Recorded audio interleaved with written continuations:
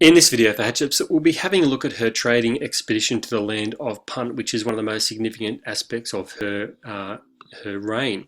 So a couple key terms that we need to get out of the way first. The term that we use to describe trade is expedition. So when we hear the term expedition, that implies that there's trade going on.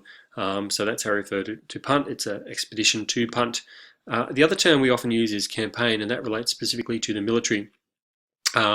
This is very much a trading expedition, so we have to call it an expedition. We don't call it a campaign. The military went, but they weren't there to fight. It was a peaceful trade where the Egyptians took goods down and received goods in turn, and it was mutually beneficial for the Puntites as well as the Egyptians themselves. So we must use that term expedition in referring to Punt and other trading initiatives undertaken by Hatshepsut.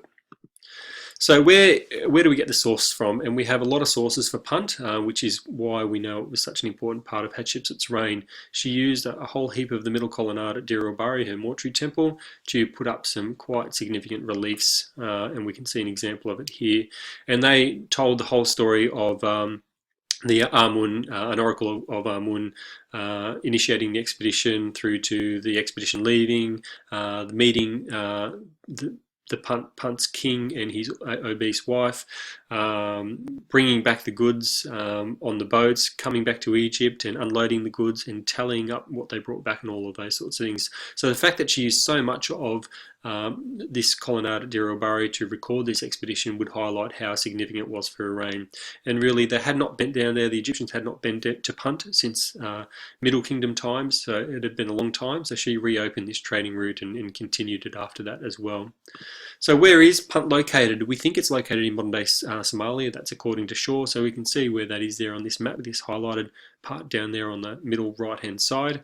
And we can see it is quite a fair way from where where Thebes is, which is right up where that the word Egypt is printed there on the map.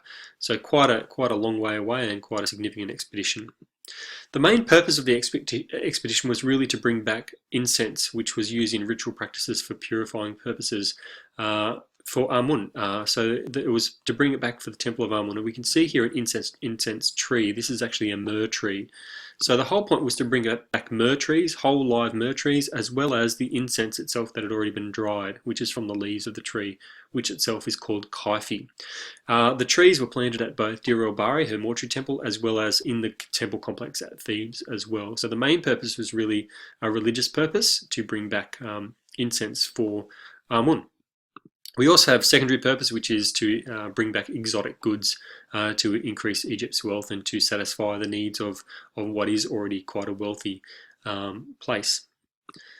So to that end, ivory skins, live animals, ebony, ivory, precious metals were all brought back, and we can see a couple of those in the image here. We can see some live panthers being brought back and some leopard skins down there on the right hand side, as well as numerous other goods which are a little bit harder to identify from the image.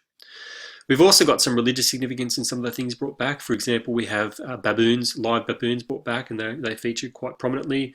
Here's one here, and they were the symbol of Thoth, as well as panther skins. This is the panthers themselves, but panther skins were brought back as gifts for the Amun priesthood as robes. So obviously this had a particularly religious focus, the expedition to Punt. An oracle of Amun was what initiated the expedition. Amun wanted this to happen, so it was fulfilling Amun's will by making it happen. The incense was for Amun. We also have, as just mentioned before, baboons were brought back as symbols of Thoth, and panther skins were brought back as gifts for the Amun priesthood. And we have an image here, and I'll just remove myself very quickly from the image.